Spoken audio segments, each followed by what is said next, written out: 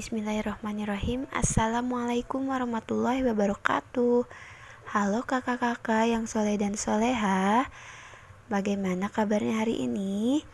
Mudah-mudahan selalu sehat ya.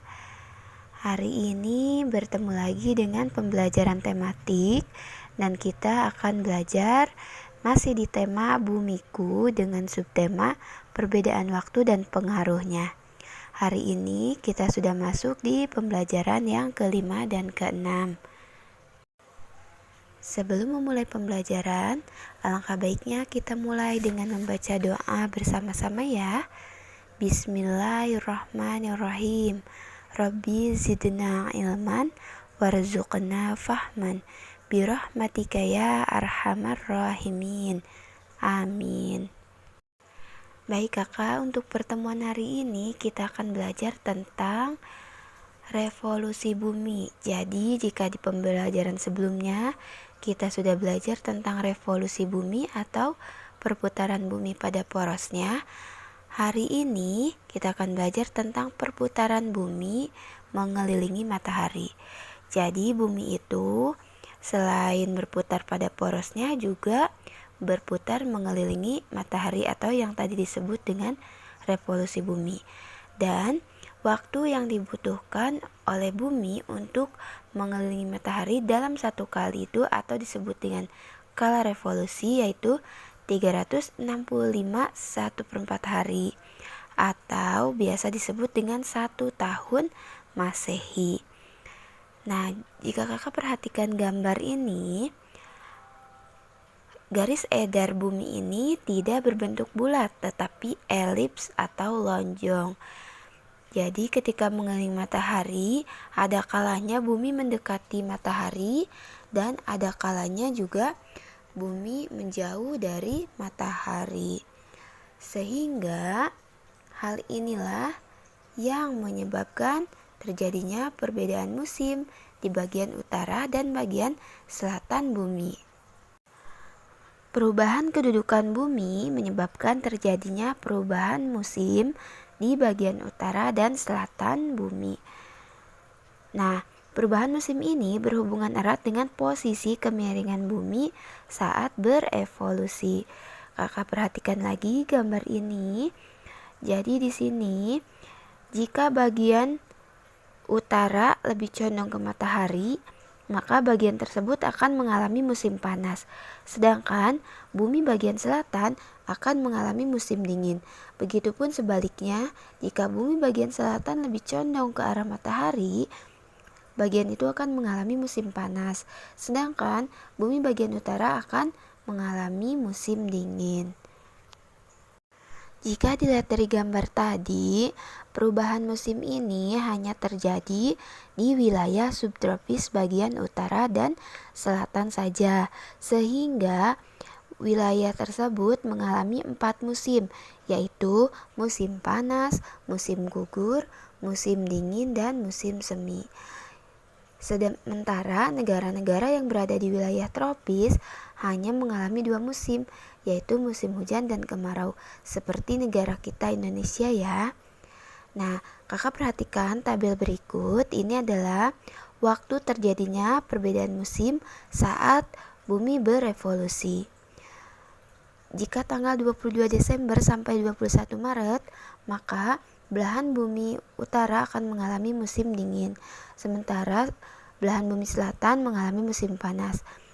Dan pada tanggal 21 Maret sampai 21 Juni, belahan bumi utara akan mengalami musim semi, sementara belahan bumi selatan mengalami musim gugur. Dan pada tanggal 21 Juni sampai 23 September, belahan bumi utara akan mengalami musim panas, sementara belahan bumi selatan akan mengalami musim dingin. Dan pada tanggal 23 September sampai 22 Desember, belahan bumi utara akan mengalami musim gugur, sementara belahan bumi selatan akan mengalami musim semi. Nah, tadi itu terjadinya perubahan musim adalah akibat dari terjadinya revolusi bumi. Tapi selain perubahan musim, revolusi bumi juga menyebabkan terjadinya gerak semu tahunan matahari. Nah, gerak semu tahunan matahari sendiri adalah gerak matahari yang seolah-olah bergeser ke arah utara dan selatan khatulistiwa pada setiap tahun. Nah, jika di rotasi bumi terjadi gerak semu harian matahari, nah kalau revolusi bumi ini terjadinya gerak semu tahunan matahari. Pada saat beredar mengelilingi matahari, semu bumi memiliki kemiringan terhadap bidang ekliptika. Nah, akibat kemiringan sumbu bumi ini, ada kalanya matahari terlihat di sebelah utara dan ada kalanya terlihat di sebelah selatan dari khatulistiwa. Hal demikianlah terjadi setiap tahun. Kemudian akibat dari revolusi, ada juga terjadinya perbedaan lama siang dan malam di daerah utara dan selatan. Nah, selanjutnya kita masuk di pembelajaran yang ke-6. Jika tadi di pembelajaran yang ke-5 kita belajar bahwa perubahan musim itu terjadi dari akibat revolusi bumi, maka di pembelajaran 6 ini kita akan belajar tentang keadaan alam Indonesia.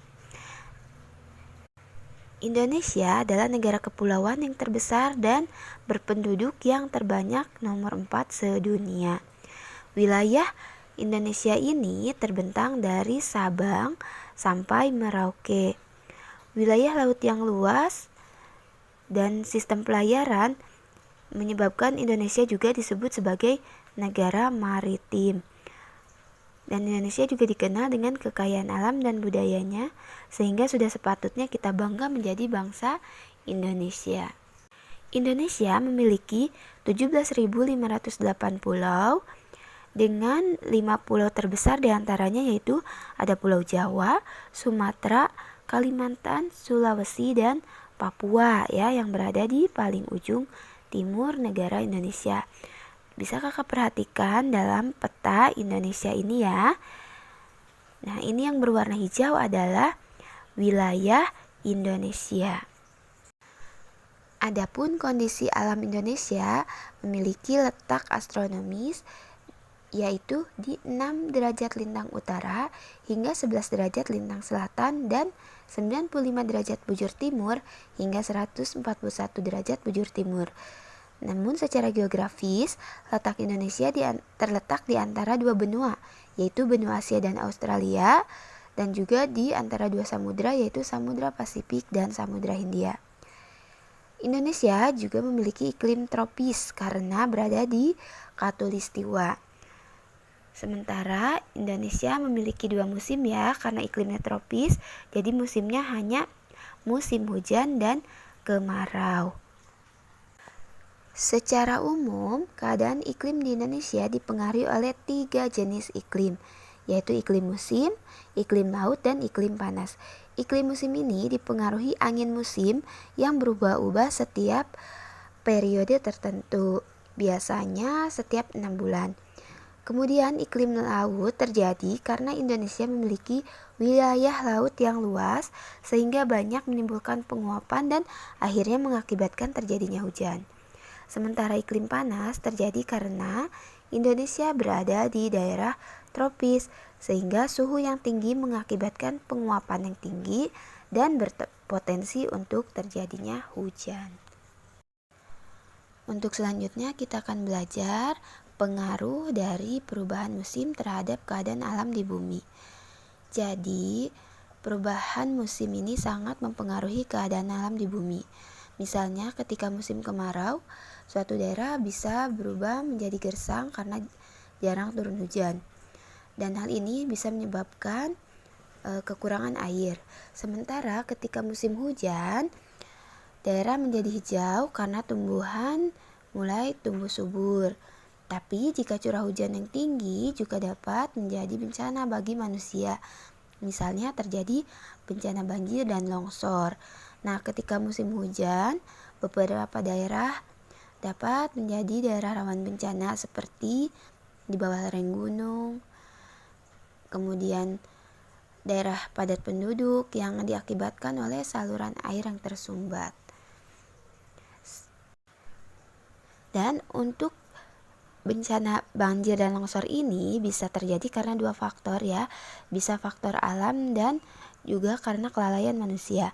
Kalau faktor alam seperti tadi ya, karena curah hujan yang tinggi.